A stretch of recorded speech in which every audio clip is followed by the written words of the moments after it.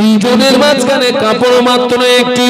হুজুর আমি যখন মসজিদে আসি আমার বিবি উলঙ্গ হয়ে কুয়ার ভিতরে প্রবেশ করে, ওই কাপড়টাকে পরে আমি নামাজ আদায় করি। আমি নামাজ আদায় করে আপনার নসিহত যদি শুনতে যাই, সূর্য যদি উদয় হয়ে যায়, সূর্য যদি উদয় হয়ে যায় আমার বিবির নামাজটা ছুটে যাবে, আমার বিবির নামাজটা কাজা হয়ে যাবে। এই জন্য আমি দেরি না করে আমি দ্রুত বাড়িতে চলে গিয়ে আমি উলঙ্গ হয়ে গুহার ভিতরে প্রবেশ করি। আমার বিবি এই কাপড়টা পরে নামাজ আদায় করে। আবার বিবি উলঙ্গ হয়ে গুহার ভিতরে প্রবেশ করে। এই কাপড়টাকে পরে আমি হালাল রুজি অন্বেষণের জন্য বেরিয়ে পড়ি। ইয়া রাসূলুল্লাহ, স্বামী স্ত্রীর ভিতরে একটা কাপড় টাকার কারণে আপনার ওয়াজ নসিহত শুনতে পারি না।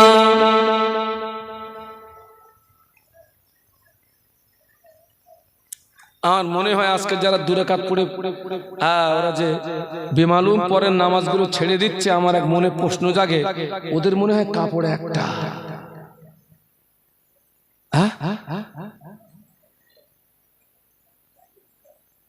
ওদের মনে হয় কাপড় একটা, এই জন্য ওরা দু রাকাত ফরজ পড়ে পালায়। ওই কাপড়ে ওর বাড়ির লোকটা কি পড়বে? ওই দেখো কথা বলেন, কোন নামাজ? ওয়াক্তে জোহর পড়বে, এই জন্য মনে ওরা পালায়।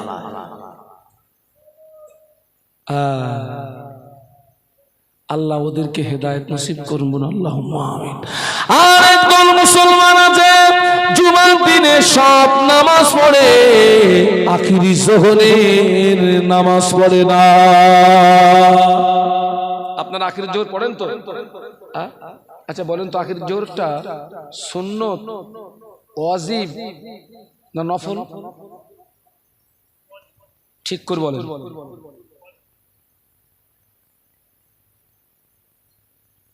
একজন বলেছে ফরজ, একজন বলেছে ওয়াজিব। এইবারে 3 নাম্বার ফন্টে আপনারা দাঁড়ান, কোনটা ঠিক? ওয়াজিবটা ঠিক না ফরজটা ঠিক?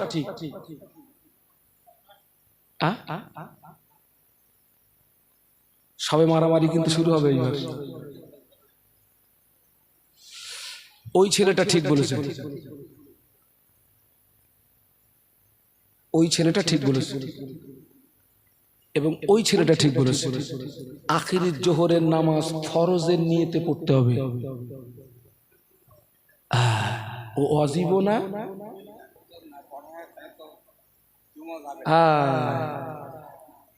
আমার দিকে তাকান,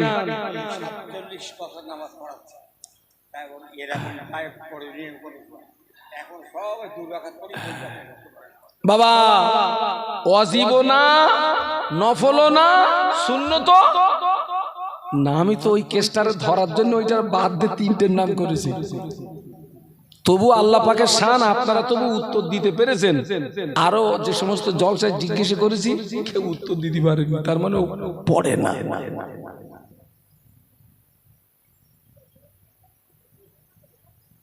ওই ছেলেটা ঠিক বলেছে। আল্লামা হুজুরের কিতাব দেখে নেবেন, নামাজ শিক্ষা দেখবেন, নামাজ শিক্ষা লেখা আছে আখিরি ফারদিন, এই শব্দটা লেখা আছে। কি লেখা আছে বলেছি? আখিরি ফারদিন শব্দ লেখা আছে। তবে ওই 4 রাকাত নামাজ ফরজের নিয়তে পড়তে হবে। তবে স্বাভাবিক আমরা অন্য ফরজ নামাজ যেভাবে পড়ি ওইভাবে পড়া যাবে না। মনে করুন জোহরের 4 রাকাত ফরজ নামাজ, 2 রাকাত নামাজে প্রথম 2 রাকাতে সূরা ফাতিহার পরে অন্য দুটো সূরা মিলাতে হয়, কিন্তু শেষের 2 রাকাতে সূরা ফাতিহার পরে আর কোন সূরা দিতে হয় না। কিন্তু আখিরি জোহরের নামাজ ফরজের নিয়তে পড়তে হবে ঠিকই, কিন্তু 4 রাকাতেই সূরা মিলাতে হবে। কথাটা বুঝতে পেরেছেন না পারেননি? নাকি আরেকবার বলবো? এখনো অনেকে জানে। আখিরি জোহরের নামাজ যদি না পড়েন, জুমার যে শর্ত ওই শর্তে সন্দেহ থাকা হেতু আখিরি জোহরের নামাজ যদি না পড়েন বৎসরে 52টা জুমা কাজা হবে। কটা যাবে একটু জোরে বলেন না? 52টা যাবে বছরে।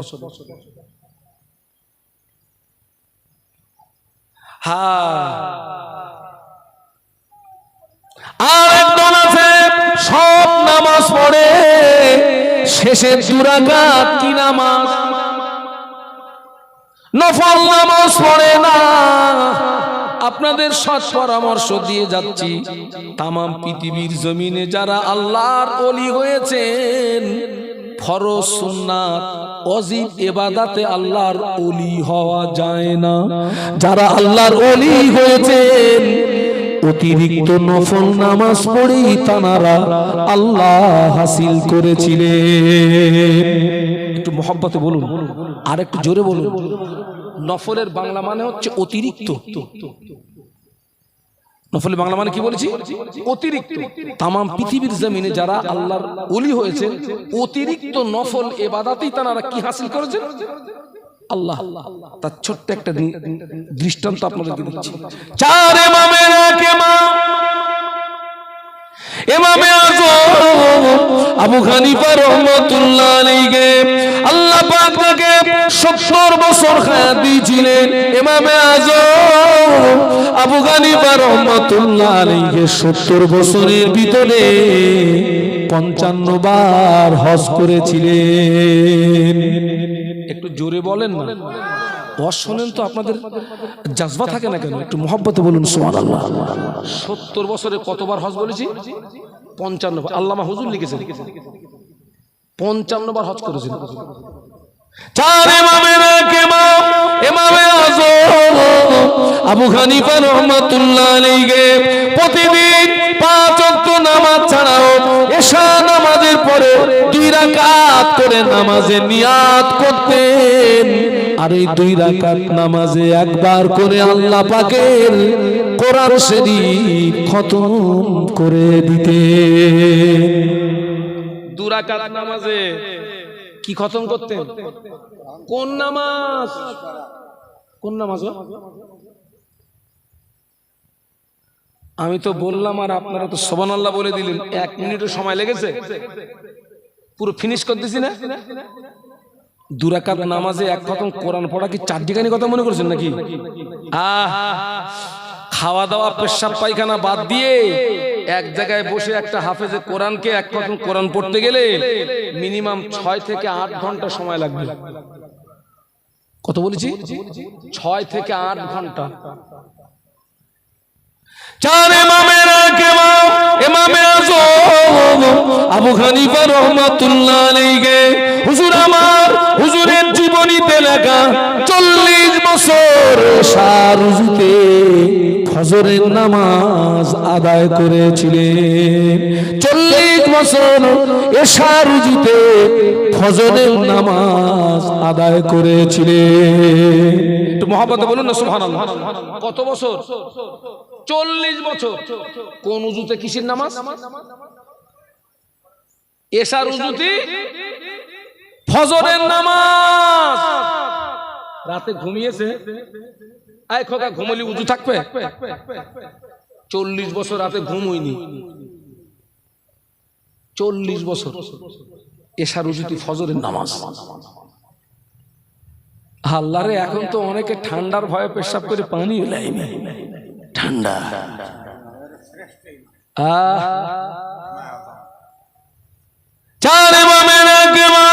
ইমামে আযম আবু হানিফা রাহমাতুল্লাহ আলাইহি হুজুর আমার কবরের জায়গাটা নির্ণয় করে ভক্ত মুরিদদের দিকে ওসিয়ত করলেন। ও আমার ভক্ত মুরিদেরা, আমি ওসিয়ত করে যাচ্ছি, আমার ইন্তেকালের পরে এই জায়গাটায় আমায় কবর দিবি বাবা, এই জায়গাটায় আমায় দাফন করবি বাবা। কবরের জায়গাটা নির্ণয় করে নিয়ে ইমামে আযম আবু হানিফা রাহমাতুল্লাহ আলাইহি কবরের পাশে দাঁড়িয়ে দাঁড়িয়ে দাঁড়িয়ে দাঁড়িয়ে 7000 বার আল্লাহ পাকের কোরআন শরীফ খতম করেছিলেন। একটু মহব্বতে বলেন না, কত হাজার বার বলেছি? 7000 বার। 7000। আমরা তো অনেকে এখন কোরআন হাতে করি না। কোরআন অনেক মুসলমান এখন কোরআন হাতে করি। হ্যাঁ, তবে হাতে করি আর না করি এক জায়গায় গিয়ে কিন্তু ক্যাদদানি ফলাই। কোথায় বলুন তো? মেয়ে দেখতে গেছে, ছেলের বিয়ে দেবে, কোন প্রশ্ন করুক আর না করুক একটা প্রশ্ন করে। কি প্রশ্ন? ওমা কোরআন জানো? মা ওমা কোরআন জানো? তা মা বলতেছে 33 বার খতম করেছি। কতবার? কত বল না খোকা, 33 বার। ছেলের বাপের কলিজা ঠান্ডা হয়ে গেছে। 33 বার মানে কি? এ তো খুব সাংঘাতিক জিনিস। ছেলের বাপ বড় খোকারে বলতে, খোকা ছেলেদের গুছকি আন, এখান থেকে যাবো না, এ জিনিস বাড়ি নিয়ে যাবো। যে জিজ্ঞাসা করতেছে মা কোরআন জানো, মেয়ে যদি ওরে ঘুরিকে বলে চাচা তুমি জানো, চাচা তুমি কোরআন জানো, চাচা কোরআন ছাড়া কি নামাজ হয়? উত্তর দেন, উত্তর দেন। কোরআন ছাড়া নামাজ হয় না। যারা কোরআন জানে না, কোরআন নামাজ পড়ে কি করে? উত্তর দেন। হ্যাঁ, মার খেয়ে মরবি। আপনি বলবেন ওরা নামাজ পড়ে, নামাজ শিক্ষা থেকে বাংলা, তাই বলবেন তো নাকি? বাংলা পড়ে আলিফ জবরা আর আইন জবরা দুটো কি এক না আলাদা? বলুন। বাংলা কিতাব পড়ে দুটো আর পার্থক্য করা যাবে নাকি? না। দুটো আর যদি পার্থক্য করা না যায়, ও কোরআন ভুল পড়বে না ঠিক পড়বে? ভুল। ও যদি ভুল পড়ে নামাজ হবে না, কোথায় যাবে? বাবা, যারা বাংলা কিতাব পড়ে নামাজ পড়ে ওদের দৃষ্টান্ত আমি এইরকম ভাবে দেব। আয়না দুর্গত মানুষ যারা, বন্যা দুর্গত মানুষ যারা, ওদের জীবন বাঁচানোর জন্য কিছুদিন চিড়ে রুটি দেওয়া হয়। কি দেওয়া হয়? চিড়ে রুটি দেওয়া হয়। তোরা বন্যা দুর্গত এলাকার মানুষ, গরুর গোস্ত এখন তোদের নসিবে নাই, খাসির গোস্ত নসিবে নাই, কাতলা মাছ নসিবে নাই। এখন তোরা চিড়ে রুটি খা। যেদিন তোরা এই বন্যা থেকে বাঁচবি সেদিন গোস্তর মুখ দেখবি। যারা কোরআন জানে না, বাংলা কিতাব পড়ে নামাজ পড়ে, ওরা হলো আয়লা দুর্গত মানুষের সমতুল্য। কোরআন জানেন না, বাংলা কিতাব পড়ে নামাজ পড়ছেন, তবে এর ভিতরে আপনি কোরআনটাকে শিখুন, কোরআনটাকে শিখুন। এখনো অনেকে সুবহানাল্লাহ দিয়ে নামাজ পড়ে, সুবহানাল্লাহ দিয়ে নামাজ চলে ততদিন ধারাবাহিকতার সঙ্গে দোয়া দরুদ মাসলা মাসাইল শিখতে সময় লাগে যতদিন। আমার কথা বুঝতে পারছেন নাকি? কোন কথা বলতে এ পর্যন্ত এসেছি? সব নামাজ পড়ে, কোনটা পড়ে না? না, নফল। ও আমার মায়েরা, আবু দাউদ শরীফের রিওয়ায়েতে দেখেছি কিয়ামতের ময়দানে আল্লাহ পাক আগে বান্দার নামাজের হিসাব নেবেন। কিসের হিসাব? আগে আগে নামাজ। কোন বান্দা কোন কারণবশত জীবনের ফরজ নামাজ যদি কাজা থাকে, ফরজ নামাজ যদি কাজা থাকে, নফল নামাজ যদি পড়া থাকে, আল্লাহ পাক কিয়ামতের ময়দানে ওই নফল নামাজটা দিয়ে আমার আল্লাহ ফরজের কাজাটাকে পূর্ণ করে দেবে।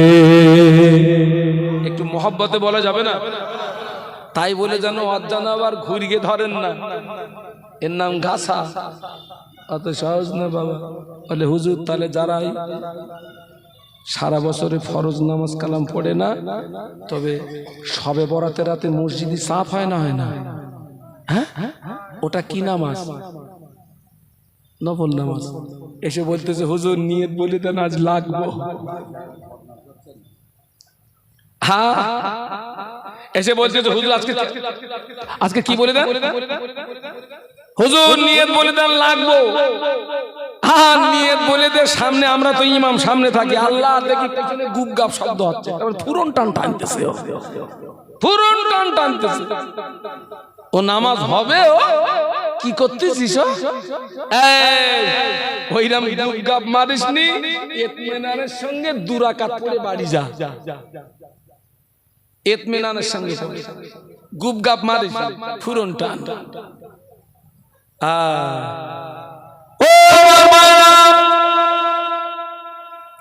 আর একটা কথা বলে যাচ্ছি, জুমার দিনে টোটাল নামাজের পরে আখিরি একটা দোয়া হয়। আপনার মসজিদে হয়? যদি হয় তাহলে দুটো কথা বলবো, না হয় তাহলে বলবো। ওই দেখো কথা বলে না। আপনাদের মসজিদের টোটাল নামাজের পরে কি কোনো দোয়া হয়? ছাড়ুন, তাহলে একবার দরুদ শরীফ পড়েন। আল্লাহুম্মা, একটু জোরে জোরে পড়েন। আপনারা চাঙ্গা হলে আল্লাহ চাইলে আমি চাঙ্গা হব। আমি আজকের 5 দিন অসুস্থ, 5 দিন জ্বর, সর্দি, কাশি। ওয়ালা আলে সাইয়্যিদিনা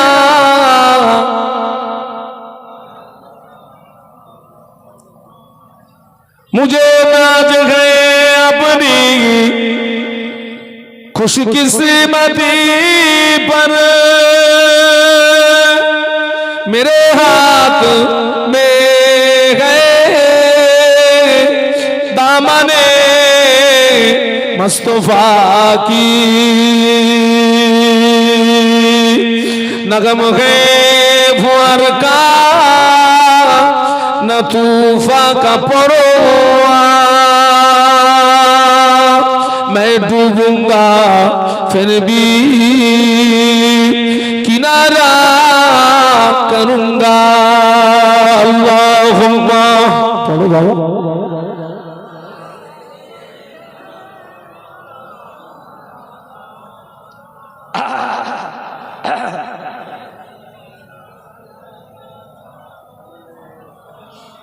জবান খুলে বলুন আল্লাহু আকবার। আরেকটা আওয়াজ তুলুন, বলুন আল্লাহু আকবার। ফিরে আসুন গোড়ায়। সব মানুষ ধ্বংস হবে, নাজাত পাবে আলেম। আলেম ধ্বংস হবে, নাজাত পাবে আমলকারী। এবার রাসূল বলছেন আমলকারীও নাজাত পাবে না। ভয় লাগছে নাকি? আমলকারী আল্লাহ নবী বললেন আলামিলুনা কুল্লুহুম খালিকুনা ইল্লাল মুখলিসুন। আল্লাহ নবী বললেন আমলকারী ধ্বংস হয়ে যাবে, আমলকারী বরবাদ হয়ে যাবে, আমলকারী নাস্তানাবুদ হয়ে যাবে, কেবলমাত্র যারা ইখলাসের সঙ্গে, খুলুসিয়াতের সঙ্গে লিল্লাহ, আল্লাহকে রাজি করানোর জন্য, আল্লাহকে সন্তুষ্টি করানোর জন্য আমল করবে, ওই আমলকারীরাই নাজাত পেয়ে যাবে। আপনি নামাজ পড়েছেন, আমল করেছেন, আপনার উদ্দেশ্য হলো লোকে আপনাকে নামাজি বলবে, তাই ওই নামাজিটা ধ্বংস হয়ে যাবে। আপনি রোজা রেখেছেন, আমল করেছেন, উদ্দেশ্য হলো লোকে আপনাকে রোজাদার বলবে, তাই ওই রোজাদারটা ধ্বংস হয়ে যাবে। আপনি হজ করেছেন, আমল করেছেন, আপনার উদ্দেশ্য হলো লোকে আপনাকে হাজী বলবে, তাই ডিগ্রি বাড়বে, তাই ওই হাজীটা ধ্বংস হয়ে যাবে। আমল করার পরেও ধ্বংস হবে, কারণ ও সেই বড় হুজুরের কথা মনে আছে? কি খারাপ? নিয়ত খারাপ। আমল করার পরে ধ্বংস হবে, কারণ ওর নিয়ত খারাপ। ওই শুরু আর শেষ মিলিয়ে দিলাম, বলা নিয়ত খারাপ। অনেক নামাজি আছে, লোক দেখানো নামাজি আছে না নেই? আছে। ছেলের বাপ নামাজ পড়ে না, মেয়ের বাপটা নামাজি। এত বেই তো বেয়ের বাড়ি এসছে, একদম বাড়ির পাশে হচ্ছে মসজিদ, ছেলের বাপের বাড়ির পাশে মসজিদ। হ্যাঁ, এমনি মসজিদে যায় না। সেই দিন মেয়ের বাপ এসে, আর মেয়ের বাপটা 5 ওয়াক্ত নামাজ জামাতে পড়ে। আজান হয়ে গেছে, বলতেছে বেই চলো জোরে নামাজটা পড়ি আসি। এ চিন্তা করতেছে এমনি তো যায়নি, আর যদি না যাই একটা মান সম্মানের ব্যাপার। এরম হয় না, হয় না? অন্তত বেয়ের সম্মানটা বজায় থাক, চলো যাই। ও নামাজ আল্লাহর জন্য হলো না, বেই থাকানি নামাজ। ও কি নামাজ? ও তো বেই থাকানি নামাজ। বাবা মাদ্রাসার কালেকশন করতে গেছি, তার যার বাড়ি গেছি তিনি হাজী সাহেব। এখন ওনার নামের আগে ওই আলহাজ লিখিনি, রেগে ফায়ার হয়ে গেছে, বলতেছে আমি টাটকা হজ করে ফিরেছি। টাটকা, এখনো গায়ে গন্ধ, হজের গন্ধ। ও হজ হবে? ও তো ডিগ্রি বানাতে গেল। সব হাজির হজ কবুল হয় না। এই হাজির বিরুদ্ধে কথা বলতে গেলে কিন্তু আমারও লাগে, আমি ডবল হাজি বলেছি না? সব হাজির হজ কবুল হয় না বাবাজি। প্রতিটা হাজিকে মিনার ময়দানে 3টে জায়গায় পাথর মারতে হয়। কটা জায়গা? একটু জোরে বলে। বড় শয়তান, মেজর শয়তান, ছোট শয়তান। মূলত ওখানে শয়তান বাধা নেই। অনেকে বলে মক্কায় শয়তান বাধা, ওখানে শয়তান বাধা নাই। ব্যাকগ্রাউন্ডের ইতিহাস হলো আল্লাহ নবী ইব্রাহিম খলিলুল্লাহ বেটা ইসমাইলকে যখন মিনার ময়দানে কুরবানি করতে নিয়ে যাচ্ছিলেন, ওই 3টে জায়গায় ইবলিস ধোঁকা দিয়েছিল। আল্লাহর পয়গম্বর ওই 3টে জায়গায় ইবলিসকে আঘাত করেছিল। ওই জন্য হাজীদেরকে 3টে জায়গায় পাথর মারতে হয়। 3টে জায়গায় পাথর মারো এই নিয়াতে, এই পাথরের আঘাতে যেন আমার নিজের নফসের শয়তানিটা ধ্বংস হয়। এই কথা বুঝতে পারছেন না? হাজীকে পাথর মারতে হবে কোন নিয়তে? এই পাথরের আঘাতে যেন আমার নিজের নফসের শয়তানি কি হয়? ধ্বংস হয়। ও আল্লাহ, সেখানে গিয়ে দেখি অনেকে পাথর বাদ দিয়ে জুতো খুলে চালাচ্ছে। কি কি জুতো? ও মনে করতেছে শয়তানে একদিন তো আমার খুব নাকানে সেগুলি খেয়েছে, ওরে যতক্ষণ পেয়ে গেছে খুলে চালা। ও শয়তান মেরে বাড়ি যাবে। খ্যাপা কথা বোঝে না, সোজে না। এক একটা পিলিয়ানের গোড়ায় 21টা করে পাথর মারতে হয়। কটা? 21টা। 3 21। এ মার কি মরবজি দিতে? তুই বলতিস কেন? সব এনাদের একটু বলতি দে, মাইক খুলে মারবো। ও আমার ভাইরা, এক একটা পিলিয়ারের গোড়ায় 21টা করে পাথর মারতে হয়। লক্ষ লক্ষ হাজি পাথর মারে। ওই মারা পাথর সৌদি পুলিশ প্রশাসনের তুলে নিয়ে যাওয়ার অনুমতি নাই, তুলে নিয়ে যাওয়া হুকুম নাই। আমি ঘুরে ঘুরে দেখলাম হাজীদের মারা পাথর যদি তুলে নিয়ে যাওয়ার অনুমতি না হয়, ওখানে তো পাথরের পাহাড় হয়ে যাওয়ার কথা, ওখানে তো পাথরের টিলা হয়ে যাওয়ার কথা। ঘুরে ঘুরে দেখেছি ওখানে কোনো পাথরের পাহাড় নাই, ওখানে কোনো পাথরের টিলা নাই। মনে প্রশ্ন জাগলো, আল্লাহ এত পাথর গেল কোথায়? হুজুর আল্লাহ আমার কিতাব, ওই কিতাবটার নাম হলো হাজ্জে মাসাইল। ওই কিতাবটা খুলে দেখি হুজুর আল্লাহ লিখেছেন যে হাজির হজ আল্লাহ পাকের দরবারে কবুল হয়ে যায়, যে হাজির হজ আল্লাহ পাকের দরবারে মকবুল হয়ে যায়, ওই ওই হাজির মারা পাথরটা আল্লাহ ফেরেশতারা নিয়ে চলে যায়। যে হাজির হজ কবুল হয় না তাদের মারা পাথর ওখানে পড়ে থাকে। আমার মনে তখন এটাই জেগেছিল, আল্লাহ এখানে যত পাথর পড়ে আছে এরা হলো সব ডিগ্রি নেওয়া হাজির পাথর। এ পাথর হলো ঝাড়াপাটির পাথর, এ পাথর হলো মারাপাটির পাথর। ঝাড়াপাটি মারাপাটি, আই কি পাটি বলেছে? হজ নিয়ে এখন বিশাল ব্যবসা হচ্ছে বাবা। হজে খরচ 5 লাখ, বুনির ফারাজ মেরেছে 10 লাখ। হজও হবে, গোনাও মাফ হবে, 5 লাখ লাভ হবে। গোনা মাফ হবে কি করে? ওই যে কাবা শরীফের একটা কোণে একটা পাথর লাগানো আছে, কি নাম? হাজরা। ওতে চুমু দিলে জীবনের গোনা মাফ হয়ে যায়। জোরে বলো। এ খোকা, ওতে সব গোনা মাফ হয় না বাবা। নামাজ ছেড়ে দিয়েছ, আল্লাহ চাইলে চুমু দিলে ওই গোনাটা মাফ হতে পারে। রমজানের রোজা ছেড়ে দিয়েছ, চুমা দিলে আল্লাহ চাইলে ওই গোনাটা মাফ হতে পারে। ঝাড়ার গোনা চুমুতে মাপ হয় না, বাড়ার গোনা চুমুতে মাপ হয় না।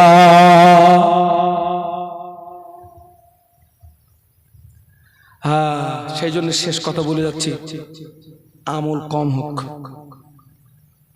সে আমলটা যেন ইখলাসের সঙ্গে হয়, খুলুসিয়াতের সঙ্গে হয়। আমাদের জীবনের প্রত্যেকটা আমলের মূল টার্গেট হবে একটা। আমাদের জীবনের প্রত্যেকটা আমলের মূল টার্গেট হবে, কথা বলুন একটু, একটা। কি বলুন তো সেটা? ইন্না সালাতি ওয়া নুসুকি ওয়া মাহইয়ায়া ওয়া মামাতি লিল্লাহি রাব্বিল আলামিন। একটু বলুন না আল্লাহু আকবার, জবান খুলে বলুন না, আর আমার সঙ্গে পড়ুন। ইন্না সালাতি ওয়া নুসুকি ওয়া মাহইয়ায়া ওয়া মামাতি লিল্লাহি রাব্বিল আলামিন। নিশ্চয়ই আপনার নামাজ, আপনার কুরবানি, আপনার বেঁচে থাকা, আপনার মরে যাওয়া সব কিছু মূল লক্ষ্য হবে আল্লাহকে রাজি করা। ওই আমলকারীরাই কেবলমাত্র নাজাত পাবে, বাদ বাকি সব বলুন ধ্বংস। আমি কি কিছু আপনাদেরকে বোঝাতে পেরেছি? এবারে পরবর্তী কাজ আপনাদের আমল করা।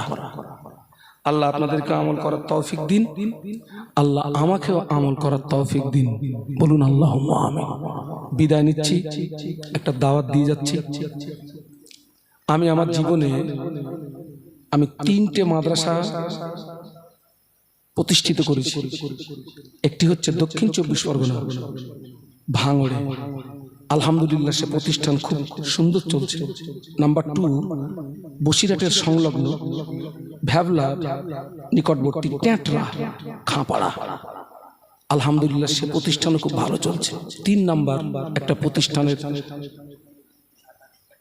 এই যে আখারপুর একদম ঢ্যামঢ্যামিয়া মোড়ের পার্শ্বস্থ আল আমিন মাদ্রাসাও এতিমখানা, যার ইসালে সব হচ্ছে 24 এবং 25 মাঘ। 24 এবং 25 মাঘ আপনাদেরকে আমি খাস ভাবে দাওয়াত দিচ্ছি। 25 মাঘে বাদ মাগরিব জিকিরের মজলিস অনুষ্ঠিত হবে ইনশাআল্লাহ। বাদ মাগরিব জিকিরের মজলিস। এখন তো অধিকাংশ বাবা, আগে কিন্তু অধিকাংশ মাহফিলে বাদ মাগরিব কি হতো বলুন তো, একটু কথা বলুন, জিকির হতো। আর এখন অধিকাংশ মাহফিলে বাদ মাগরিব কি হচ্ছে? গজব শিল্পী। আই খোকা, কি শিল্পী? গজব শিল্পী। একজন গজল বলতেছে আর মেয়ে ছেলে আমার দিকে তাকান, আমার দিকে দেখেন। একজন গজল বলতেছে আর মেয়ে ছেলে বাটা ছেলে সব কোথায়? তাও কথা বলেন, সব এক জায়গায় না? আর দুইজন দুই ধারে মাইক্রোফোন নিয়ে কি করতেছে? হুক্কু হুক্কু হুক্কু হুক্কু হুক্কু হুক্কু। আচ্ছা কি সে? হুজুর একটু করে আব্দুল মাতিন সাহেব, দুইজন দুই ধারে মাইক নিয়ে কি করতেছে? কথা বলে না। ঠিক বলতেছি না আমি তোমার ভুল বলতেছি? করে না করে না? হুক্কু হুক্কু হুক্কু হুক্কু কি হুক্কু হুক্কু কি? হ্যাঁ পুরো শেষ করে ফেলেছি সব। মেয়ে ছেলে বাটা ছেলে গুতুগুতি মারতেছে। এই জলসা কমিটি, তুইও মরবি ওরাও মরবে। জিকির উঠে গেছে, জিকিরের কল্প সাফ। সুবহানাল্লাহ বলুন। 25শে মাঘ বাদ মাগরিব জিকিরের মজলিস অনুষ্ঠিত হবে ইনশাআল্লাহ। এবং আমাদের মাহফিলের শেষ বক্তা যিনি থাকবেন আওলাদে মুজাদ্দিদে জামান ছোট হুজুর পীর কেবলা রাহমাতুল্লাহ আলাইহির পৌত্র আল হযরত মাওলানা জোনায়েদ সিদ্দিকী সাহেব, ফুরফুরা দরবার শরীফ জোনায়েদ সিদ্দিকী সাহেব, উনি থাকবেন আখেরি বক্তা। এবং এবছরে একটি ছেলের মাথায় পাকড়ি দেওয়া হবে ইনশাআল্লাহ। এখন কিন্তু ছেলে কিন্তু মাদ্রাসায় উঠিনি, আমি কিন্তু ক্লাস চালাচ্ছি ওই নদীর ধারে আপনার দুতলা মসজিদের দুতলায় ক্লাস চলছে আমার। হ্যাঁ, তো এবছরে একটা ছেলেকে পাকড়ি দেওয়া হবে।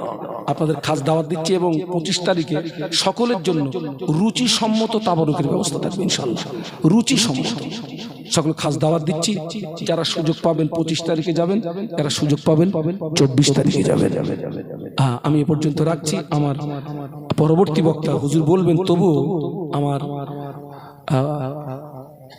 অত্যন্ত কাছের মানুষ, আমার ছোট ভাইয়ের মতো হযরত মাওলানা আব্দুল মাতিন সাহেব, তিনি এসেছেন। আব্দুল মাতিন সাহেব এসেছেন। আমি একটু তাকবীর দিচ্ছি, একটু আওয়াজ দেন তো। নারায়ে তাকবীর, জোরে বলুন নারায়ে তাকবীর। সিলসিলায়ে হক মুজাদ্দিদে জামান, সিলসিলায়ে হক মুজাদ্দিদে জামান, আমার দাদা পীরের হক সিলসিলা। নারায়ে তাকবীর। কদমের জন্য দোয়া করবেন। আমি শারীরিকভাবে আমি খুব দুর্বল। আল্লাহ যতদিন হায়াতে রাখেন সুস্থ শরীরে আমলে জিন্দেগি অতিবাহিত করার তৌফিক দেন। আল্লাহ যেন আমার ইমানি হালাতে মওত দেন। বলুন আমিন। ওমা তাওফিকি ইল্লা বিল্লাহ, আলাইহি তাওয়াক্কালতু ওয়া ইলাইহি উনীব। আসসালামু আলাইকুম ওয়া রাহমাতুল্লাহি ওয়া বারাকাতুহু। আপনি ওঠাউঠি করেন না, দেখেন একটা বক্তা নেমে গেলে, এক চাপটে কিছু লোক উঠে গেলে পরবর্তী বক্তার মনটা খারাপ হয়ে যায়। যদি কারো ইস্তেঞ্জা ওযুর প্রয়োজন থাকে এক এক করে যাবেন। দরুদ শরীফ আল্লাহুম্মা